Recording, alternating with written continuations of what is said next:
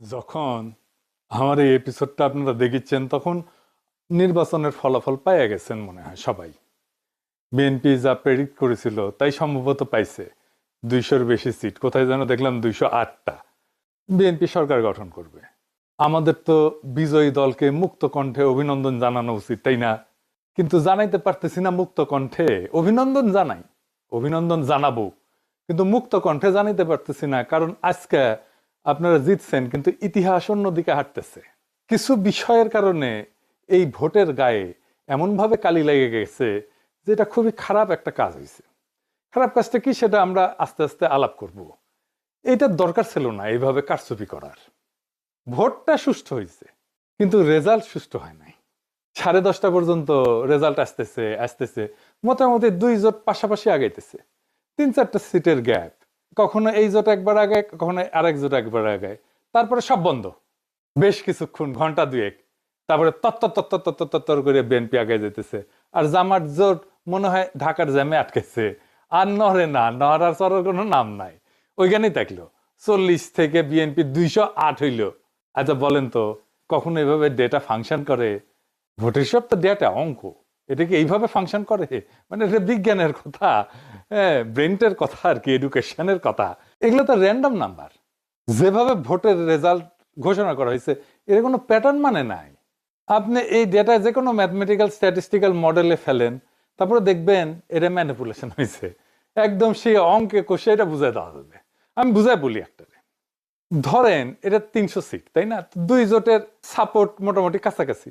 তো র্যান্ডম অর্ডারে সিট ডিক্লারেশনের যে ধারা একটার পর একটা আসতেছে, এইটা যদি আমি সাইমুলেশন করি, বারবার বারবার করে দেখি, ধরেন 1 লাখ বার করি, করে দেখবো যে কয়বার এরকম প্যাটার্ন আসে। প্যাটার্নটা কিরকম? যে 10:30 পর্যন্ত নেক টু নেক ফাইট চলতেছে, তারপরে টোটাল ফ্রিজ একদিকে, আর একদিকে ম্যাসিভ অ্যাক্সেলারেশন, দাম করে উঠে গেছে উপরে। এটা সম্ভাব্যতা কত? এটা সম্ভাব্যতা যদি 0-এর কাছাকাছি হয় তাইলে এটা কারচুপি। আমি অঙ্কটা করেছি, হ্যাঁ, অঙ্ক করলে, হ্যাঁ, আমাদের বাংলার মার্টিন লুথার কিং অঙ্ক ভয় পায়, তো আমি করেছি, যদিও আমি স্ট্যাটিস্টিশিয়ান না। তাইলে এইটা হওয়ার সম্ভাবনা 0। মানে 1,90,000 বিলিয়ন কোটি বার যদি আপনি এটা করেন তাহলে একবার আপনি এটার চান্স আছে। মানে বুঝেছেন তো এডিটর সাহেব, লিখে দেন 1,90,000 বিলিয়ন কোটি বার আপনি যদি এটা সাইমুলেট করেন, প্রায় অসীম সংখ্যায়, তাহলে একবার এটা হওয়ার সম্ভাবনা আছে। এই এই এই নির্বাচনে যেটা হয়েছে, কি রেকর্ড দেখেছেন, গিনেস বুকে ঠাঁই পাবে বিএনপি দল হিসেবে। এবং তাদের বুদ্ধিজীবীরা এইরকম আসন সংখ্যার কথা কিন্তু বলছে 200-র বেশি পাবে, বলছে না? বলছে জামাত এনসিপি 80টার মতো পাবে, তাই হয়েছে। আমার প্রশ্ন হইতেছে এত নিখুঁত প্রেডিকশন কেমনে করলো? তার মানে আগে থেকে সাজানো ছিল, তাই না? আচ্ছা, এই যে 208টা সিট যে পাইলো, এইরকম আওয়াজ কি বিএনপি ছিল যে 208টা সিট পাবে? ইলেকশনে মাঠে ছিল, বরং উল্টাটা ছিল। এই লেভেলে জিততে হইলে তো একটা ইস্যু লাগে রে ভাই, বড় ইস্যু লাগে, যে ইস্যুতে সারা দেশ র্যালি করবে। 2008 সালে ইস্যু ছিল বিএনপির দুর্নীতি, সেজন্য আওয়ামী লীগ জিতেছিল, এরকম জিতেছিল। 70-এর নির্বাচনে ছিল স্বায়ত্তশাসন, এই জন্য মুজিব জিতেছিল। এইবার কি কি ছিল? Family card. মানে মানুষ পাগল হইয়া ফ্যামিলি কার্ডের জন্য ফাইরা ছাপ্পড় ফাইরা ভোট দিছে। আপনারা সবাই দেখেছেন যে মামুনুল হককে বিজয় ঘোষণা করছে সব কয়টা মিডিয়া, তারপরে ওই খবর সবাই মুছে দিছে। তারপরে দেখি ববি আজাদ জয়, এরকম তো অনেক আসন হয়েছে। এমনকি তারেক রহমানের আসন হয়েছে, 3,500-এর ব্যবধান ছিল, 17টা কেন্দ্র বাকি ছিল গোনা, তারেক রহমানকে বিজয়ী ঘোষণা করে দিছে। তারেক রহমানের প্রতিদ্বন্দ্বী লিখছে এটা, আমি স্ক্রিনশট নিয়ে রাখছি ওই সময়।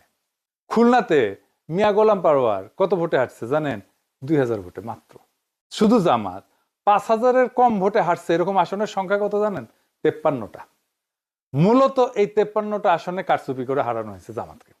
কেউ কেউ বলে এটা 70টা। জামাত তাইলে প্রকৃতপক্ষে আসনগুলোতে জিতছে, কিন্তু ডিপ স্টেট সংখ্যা কমায় কয়টা দিতেছে?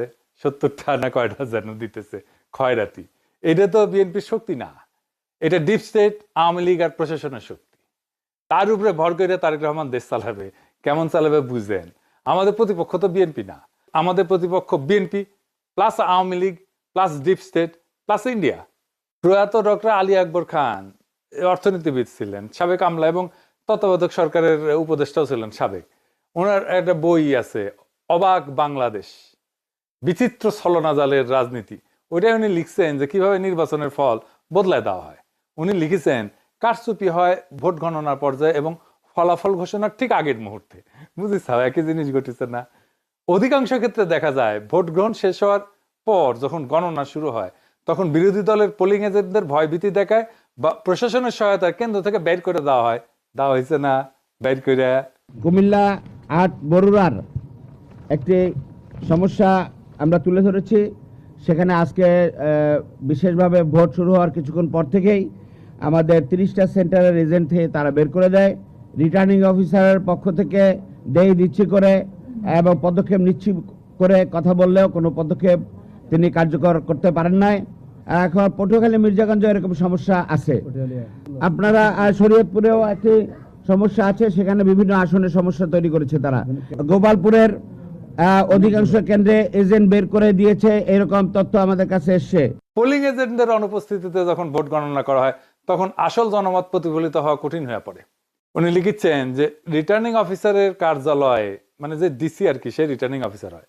রিটার্নিং অফিসারের কার্যালয়ে ফলাফল পাঠানোর আগে যে সংকলন তৈরি করা হয় সেখানেই বড় ধরনের কারিগরি করা হয়। ফলে দিনের বেলায় দৃশ্যত শান্ত নির্বাচনও রাতের ফলাফল ঘোষণার সময় সম্পূর্ণ বদলে যাইতে পারে। দেখেছেন, একই কথা কয়ে গেছে গুরুজন। হ্যাঁ, কি চমৎকার কয়ে গেছে। এটাই ফলো করেছে আর কি, বুঝি চাও? এটাই জানে আমাদের অ্যাডমিনিস্ট্রেশন, এটাই জানে আমাদের প্রশাসন, এটাই জানে আমাদের ডিপ স্টেট। এই কাজই করে। এই নির্বাচনের ফলাফল একটা ইন্টারেস্টিং জিনিস দেখে। আমরা গলে জাতীয় পার্টিকে ওয়াইপ আউট করে দিছি। রংপুর ছিল জাতীয় পার্টির দুর্গ। আওয়ামী লীগ বিএনপি ৩৫ বছর ধরে চির ধরাইতে পারেনি সেই দুর্গতে। আমরা এটা ফ্ল্যাট করে দিছি। আমরাই করছি, বিএনপি করে নাই। রংপুরে বিএনপি আওয়ামী লীগ কিচ্ছু করতে পারে নাই। সেখানে যে এনসিপি জামাত তাদের হারায় দিল, সেই এনসিপি জামাত দুর্বল না যে সারা দেশে হারিয়ে গেল। এই চিত্রটা, রংপুরের চিত্রই সারা দেশে হওয়ার কথা ছিল, হইল না। ডিপ স্টেট হইতে দিল না। এটা আসলে করার দরকার ছিল না। এই কামটা করার দরকার ছিল না। ভোট খুবই সেন্সিটিভ জিনিস। মুজিব ১৯৭৩-এ এই কিসিমের একটা নির্বাচন করে গাড্ডায় পড়েছিল। হাসিনা নির্বাচন না দিয়া এরকম কিসিমের নির্বাচন করে গাড্ডায় পড়েছিল। কাশ্মীর একটা নির্বাচনের ফল মানে নাই, এই জন্য অগ্নিগর্ভ হয়ে আছে কাশ্মীর না কতদিন থেকে। কি অবস্থা এখানে, এখনো শান্ত হয় নাই। আবারও বাংলাদেশে এই কাজ করা লাগলো। এ তো লজ্জা হয়ে থাকবে, শুধু লজ্জা না, একটা বিপদ হয়ে থাকবে। এই কালি গা থেকে যাবে না বিএনপির। এবং যারা ইঞ্জিনিয়ারিং করছে, যারা, তাদের এটা কাফারা দিতে হবে। এই জন্যে যে জামাত এনসিপি তো কম ভোট পায় নাই। হিসাব করে দেখেন পার্সেন্টেজে এই লোকগুলোর উপেক্ষা করবেন কিভাবে? আপনি জিতলে অসুবিধা নাই, জিতেন, ভোট নিয়ে যেতেন। যতগুলো সিট জনগণ দেয় সে কয়টা নিয়ে খুশি থাকেন না। আপনার অ্যাবসলিউট মেজরিটি লাগবে। লিসে হাউস হয়েছে লিসে। উইনস্টন চার্চিল দ্বিতীয় বিশ্বযুদ্ধের সময় বিশাল বড় নেতা ছিল, তার প্যারালাল কেউ ছিল না। ব্রিটিশ মিডিয়ার সে একজন প্রিয় পাত্র ছিল আর কি। সেখানে যাইতো, সব জায়গায় মিডিয়া তাকে ছুটে যেত। মারাত্মক হাইপ তার, যেখানে যায় বিশাল সভা করে। তার মতো প্রোফাইল কারো নাই। সে দ্বিতীয় বিশ্বযুদ্ধের বিজয়ের নেতা। সেই যুদ্ধ শেষ হওয়ার পর এই নির্বাচন দেওয়া হয়েছে, গোহারা হারছে লেবার পার্টির কাছে। তাকে নিয়ে হওয়া হাইপ কই ভ্যানিশ হইল। আবার কিন্তু সে ঠিকই ৫ বছর পরে নির্বাচনে জিতেছে। পাবলিকের মনে এরকম। চার্চিল যদি একটা বিশ্বযুদ্ধ জেতার পরে হারতে পারে, সেই তুলনায় আমরা কিছুই না। হারিছি, আমরা তো স্বীকার করি হারিছি। আমরা বিরোধী দল, অপোজিশন, কিন্তু আমরা রেসপন্সিবল অপোজিশন হইতে চাই। সামনের বার জিততে হবে। এই নির্বাচনের বিষয়ে যা যা আইনি ব্যবস্থা নেওয়া উচিত সেটা নিতে হবে। রেকর্ড রাখা জরুরি, সব ডকুমেন্টেশন রাখতে হবে। ভিডিও ডকুমেন্টারি কইরা পোলিং অফিসার, প্রিজাইডিং অফিসার যারা ছিল তাদের নামটাম রাখতে হবে।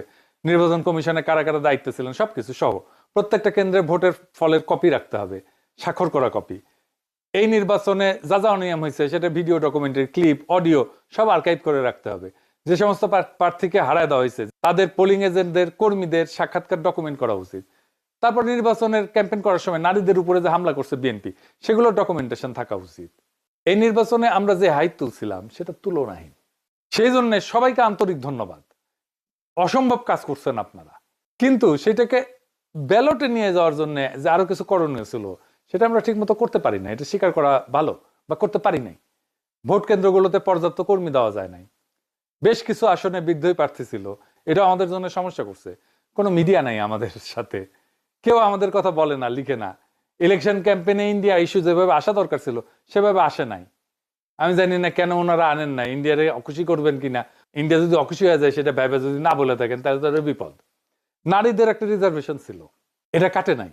নারী ইস্যুতে একটা স্পষ্ট লিখিত অবস্থান নেওয়া উচিত ছিল, সেটা না হয় নাই। আর ঐক্যটা ঠিক মতো ক্রিস্টালাইজ হইতে পারে নাই, মানে একদম শেষ মুহূর্তে হয়েছে ঐক্য। আর প্রশাসন তো পুরাই বিএনপির অনুগত, তার আজ্ঞাবহ হয়ে গেছিল। এরকম একটা অবস্থায় জিতে আসা খুবই ডিফিকাল্ট।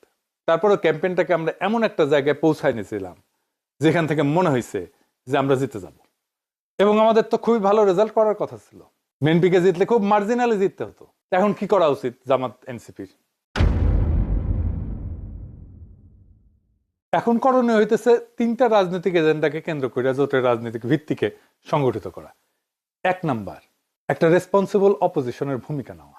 আমরা রেসপন্সিবল অপোজিশন হইলে আওয়ামী লীগ ফেরার রাস্তা বন্ধ হয়ে যাবে। এখনই নতুন সরকারের বিরুদ্ধে আন্দোলন সংগ্রাম করে খড়গহস্ত হওয়া উচিত হবে না।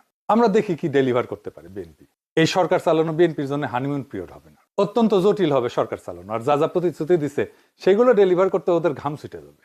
জামাত এনসিপি আন্দোলন করলে বলবে ওদের জন্য আমরা কাজ করতে পারিনি, দায় চাপে দেবে আপনার উপরে। দুই নম্বর হইতেছে এই বিএনপি শাসন চালাইতে গেলে ভুল করবে, মিস্টেক করবে, অত্যাচার করবে, নিপীড়ন করবে, নির্যাতন করবে।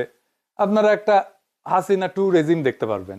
সেইখানে আমাদের খুবই ক্যালকুলেটিভ আন্দোলন গড়ে তুলতে হবে। এই যে দেখেন, ইলেকশনে জিতে আওয়ামী লীগের স্লোগান দিতেছে বিএনপি, একটা দিতে শিবির ধরে ধরে জবাই কর।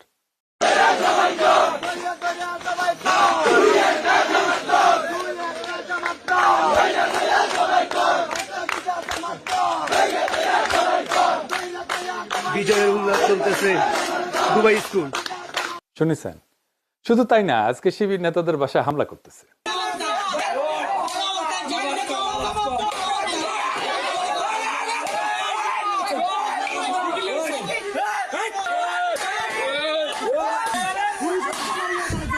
বিএনপির সন্ত্রাস,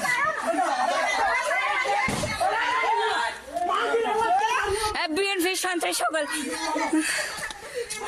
আপনি আর একটা আওয়ামী শাসন দেখবেন, লিগে রাখতে পারেন। আমরা আবার আগের সেই জায়গায় ফিরে গেলাম, 2008 সালে ফিরে গেলাম। এরপরের সময়গুলোও আবার রিপিট হবে। এবার হবে দ্রুত। হাসিনা 15 বছরে যা যা দেখছেন তা বছর দুয়েকের মধ্যে দেখে ফেলবেন। তারেক রহমানের যদি স্টেবিলিটি প্রায়োরিটি হইতো তাহলে ভোটটা তিনি ফেয়ার হইতে দিতেন। মানুষ একটা পরিবর্তন চাইছিল, তিনি পরিবর্তনটা ঠেকাই দিলেন। এবার কি আদৌ পরিবর্তনকে ঠেকায় রাখা যায়? যায় না। আর 3 নাম্বার স্ট্র্যাটেজি হইতেছে আজকে যেই শক্তি জামাত আর এনসিপির পিছনে দাঁড়াইছে সেই শক্তিকে সংহত কইরা পরের নির্বাচনের জন্য আজ থেকে প্রস্তুতি নেওয়া উচিত। এই নির্বাচন কিন্তু দেখাই দিল যে বাংলাদেশ এখনো গণতান্ত্রিক পরিপক্কতায় পৌঁছায়নি, কিন্তু এই ভোট প্রমাণ করলো একটা বিকল্প শক্তি উঠে এসছে। এই শক্তিকে আর থামানো যাবে না। আর বিএনপি যেহেতু আওয়ামী লীগ আর হাসিনার দেখানো পথেই যাইতেছে, তাই সে হাসিনার অন্তিম যে লক্ষ্য সেটার দিকেই যাবে। এটাই ইতিহাসের শিক্ষা। তবু আপনাদের জন্য শুভকামনা। আমরা লক্ষ্যে অবিচল থেকে আগায় যাব, জনগণকে সাথে নিয়ে যে আজাদির কাফেলা আমরা শুরু করছি তার সাথেই যাব। দেখা হবে রাজপথে, দেখা হবে আবারও আগামী নির্বাচন, দেখা হবে